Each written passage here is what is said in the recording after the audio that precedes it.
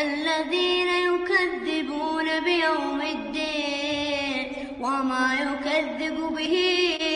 إلا كل معتد أثيم إذا تتلى عليه آياتنا قال أساطير الأولين كلا بل ران على قلوبهم ما كانوا يكسبون كلا إنهم عن ربهم يومئذ لمحجوبون ثم إنهم لصالو الجحيم